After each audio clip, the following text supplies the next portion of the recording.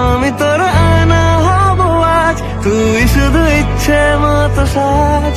রোদ্দুরে যায় উড়ে মন জাহাজ, তুই আমাকে আগলে রাখ, ঠিক এভাবে সঙ্গে থাক। আমি তোর আয়না হব আজ, তুই শুধু ইচ্ছে মতো সাজ। রোদ্দুরে যায় উড়ে মন জাহাজ, তুই আমাকে আগলে রাখ, ঠিক এভাবে সঙ্গে থাক। আমি তোর আয়না হব আজ, তুই শুধু ইচ্ছে মতো সাজ। রোদ্দুরে যায় উড়ে মন জাহাজ, তুই আমাকে আগলে রাখ, ঠিক এভাবে সঙ্গে থাক। আমি তোর আয়না হব আজ, তুই শুধু ইচ্ছে মতো সাজ। রোদ্দুরে যায় উড়ে মন জাহাজ, তুই আমাকে আগলে রাখ, ঠিক এভাবে সঙ্গে থাক। কলেজে পৌঁছে দেখলো প্রথম ক্লাসের এখনো 5 মিনিট বাকি। ডিপার্টমেন্ট থেকে আজকে ছাত্রছাত্রীদের জন্য তৈরি করা নোটগুলো ব্যাগে ঢুকিয়ে নিল এবং ক্লাসের জন্য বেরোতে যাবে এমন সময়, ম্যাম তোমার সাথে কথা আছে। স্যার এখন তো আমার ক্লাস আছে, আমি না হয় ছুটির সময় আপনার সাথে দেখা করে নেব, কারণ এখন পরপর আমার ক্লাস আছে। ঠিক আছে, কোনো ব্যাপার না, শুধু দেখা করে যেও। ঘাড় নেড়ে সম্মতি জানিয়ে ক্লাসের জন্য রওনা দিয়ে দিল। সেই সাথে হতে প্রায় 2টো বেজে গেছে।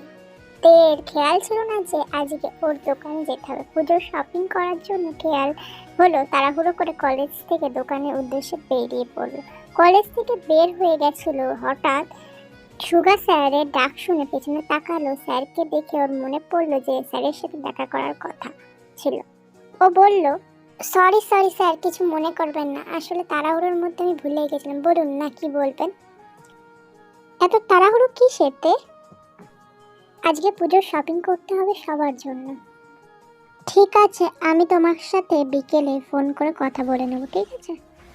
না বলুন না, আপনার কথা শুনেই না হয় আমি যাব।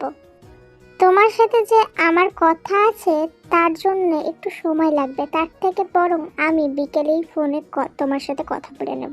তুমি এখন আসো। বলে এই সুগা স্যার ওখান থেকে চলে গেলেন। তের মাথায় ঘুরতে লাগলো, এমন কি কথা থাকতে পারে। এইসব কথা ভাবতে ভাবতে বাবার দোকানের দিকে পা বাড়লো। দোকানে গিয়ে দেখলো মা এসে গেছে। বাবা বলল, তোর জন্য খাবার আছে, খেয়ে নে। খেয়ে কাকার দোকান থেকে যার যার জন্য শাড়ি কেনাকাটা করার আছে পছন্দ করে নে, আমি পরে টাকা দিয়ে দেবো। আর আমি তোর বোনকে নিয়ে জুতো কিনতে যাচ্ছি, ও নিজের পোশাক তোর আসার আগেই পছন্দ করে নিয়েছে। তে আর ওর মা কাকার দোকানে ঢুকলো। কাকার দোকানে মোটামুটি ভিড় ছিল। ওরা শাড়ি পছন্দ করা শুরু করলো। ওরা দেখেনি দোকানে জাংকুক আর জাংকুকের মাও ছিল। জাংকুকের মা ওর কাকার দোকানের অনেক দিনের পুরনো খদ্দের। জাংকুকের মাই তের মার সাথে প্রথম কথাবার্তা শুরু করলো। তে ততক্ষণে খেয়াল হলো জাংকুক ওর মার পাশে আছে। জাংকুককে দেখে তে অপ্রস্তুত হয়ে পড়ল। যখন দেখলো জাংকুক এক দৃষ্টিতে তের দিকে তাকিয়ে আছে, তের মনে হতে লাগলো কতক্ষণে এখান থেকে সে ছুটে চলে যাবে বাড়িতে, কিন্তু হলো তার উল্টো। তে ততক্ষণে নিজের জন্য শাড়ি, মার জন্য শাড়ি, টামির জন্য শাড়ি, কাকির জন্য শাড়ি, মোটামুটি সবার শাড়ি পছন্দ করা হয়ে গেছে। বাড়ির সবাই তের পছন্দটাকে প্রাধান্য দেয়। ওদের মধ্যে তের পছন্দ সব থেকে সেরা। তাই পুজোর বাজার হোক বা যে কোনো কেনাকাটাই হোক না, সব কিছু তের পছন্দ মতনই হয়। বলছি কি তে মা, জাংকুকের জুতো কিনতে হবে, কিন্তু এখনো আমার কিছু শাড়ি কেনাকাটা বাকি আছে। তো তুমি কি একটু জাংকুককে নিয়ে একটু জুতোটা কিনে দেবে, একটু শপিং করিয়ে দেবে? তে তো পড়লে বা মা বেরোতে, যার কাছে পালাতে পারলে বাঁচে, তার জন্য শপিং করতে হবে। তে আর কোনো উপায় না পেয়ে বাধ্য হয়ে জাংকুকের সাথে শপিং করতে যায়। যাওয়ার সময় দুজনে চুপচাপ ছিল। জাংকুক চেষ্টা করেছিল কথা বলার, কিন্তু তে সব কথাতে এড়িয়ে যাচ্ছিল, তাই আর বেশি এগোতে পারছিল না। এরপর তে জাংকুককে নিয়ে একটা নামি দামি জুতোর দোকানে নিয়ে যায়। জুতো কেনাকাটার পর ফেরার সময় জাংকুক নানা রকম প্রশ্ন করতে লাগে তেকে, মানে কোন সাবজেক্ট বেশি ভালো লাগে, কি খেতে পছন্দ করে, এমন কিছু কিছু কথা যা স্বাভাবিকভাবে যে কোনো মানুষই উত্তর দিতে পারে। তে অনেকটা স্বাভাবিক হতে শুরু করলো। এখন তার মনের আড়ষ্টটা নেই। জাংকুক যখন দেখলো তে অনেকটা স্বাভাবিক হয়ে গেছে, তখন তেকে সরাসরি জিজ্ঞেস করলো, আচ্ছা তে একটা কথা বলবো, আমি কি খুবই খারাপ? আমাকে বলো তো আমার মধ্যে কি খারাপ জিনিসটা আছে, আমি শুধরানোর চেষ্টা করব, প্রমিস। জাস্ট একবার বলো কি খামতি আছে, আমি সেটাকে শুধরে নেওয়ার আপ্রাণ চেষ্টা করব। জানো কি, আগে কোনোদিনও কোনো মেয়েকে দেখে আমার এমনটা অনুভব হয়নি। তোমাকে যবে থেকে দেখেছি আমার মনে হয়েছে আমি যেন তোমার অপেক্ষায় ছিলাম।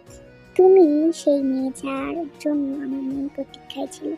আমি যখন ধীরে ধীরে তোমার ব্যাপারে জানতে লাগলাম, আমি জানি তোমার প্রতি আরো আকৃষ্ট হতে শুরু করলাম।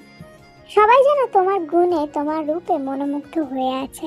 কাল তোমার লেখা একটা গল্প একটা বাংলা পত্রিকায় পড়লাম। তোমার লেখা পড়ে তোমার চিন্তা ভাবনাগুলির প্রতিও আমিও আকৃষ্ট হতে লাগলাম। প্রথমটা অপ্রস্তুত হয়ে গেছিল এসব কথা শুনে ধীরে ধীরে স্বাভাবিক হয়ে বলল, জাঙ্কুক, আমি তো আপনাকে অপছন্দ করি না। আমার অসুবিধা হলো আমি এখন বিয়ে করতে চাই না। আমি নিজের ক্যারিয়ার নিয়ে থাকতে চাই। আমি ভারতবর্ষ ছেড়ে কোথাও যেতে চাই না। এটাই হলো আমার প্রধান অসুবিধা। যদি আমিও ভারতবর্ষে থাকতে চাই তোমার সাথে, যদি আমিও তোমার পথে চলতে চাই তোমার সাথে, তবুও কি তুমি আমাকে ফিরিয়ে দেবে? কাল যখন আমি জানতে পারলাম তোমার আসল অসুবিধা বিদেশে যাওয়া নেই, তখনই আমি আমার অফিসের সঙ্গে কথা বলি। ভারতবর্ষে ব্যাঙ্গালোর এবং কলকাতায় আমার অফিসের ব্রাঞ্চ আছে। আমাকে কলকাতার ব্রাঞ্চে শিফট করা হচ্ছে। এখন তো তুমি রাজি? তে ঠিক বুঝতে পারছি না ঠিক কি বলবে, চুপ হয়ে গেল। দেখতে দেখতে ওরা দোকানে পৌঁছে গেল, যেখানে তের মা, জাঙ্কুকের মা, ওদের দুজনের মা ওদের জন্য অপেক্ষা করছিল।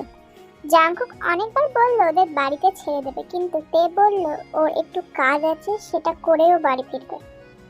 বাড়ি ফিরে তে তার মাকে সব জানালো। তের মাও বলল, আমার কি মনে হয় জানিস, এই ছেলেটা খুবই ভালো, সে তোকে খুব পছন্দ করে, তাই তো বিদেশে যেতে চাইছে না। আমার মনে হয় কি তুই এই ছেলেকে বিয়ে করলে সুখী হবি। আর তাছাড়া পরশুদিন বিকেলে জাঙ্কুকের মা, জাঙ্কুকের ঠাম্মি আমাদের বাড়ি আসছে। আর জাঙ্কুকের মা আমাকে আগেই জানিয়েছে জাঙ্কুক বিদেশে ফিরছে না, আর জাঙ্কুক সেম কোম্পানিতে জয়েন করছে। কিন্তু মা, আমি তোমাদের বলেছিলাম না আমাকে একটু সময় দিতে? আমি এখন কিছুই বুঝতে পারছি না আমি কি করব। তুই যদি এখনো নিজের জীবনকে নিয়ে না ভাবিস তাহলে কোনোদিনও পারবি না।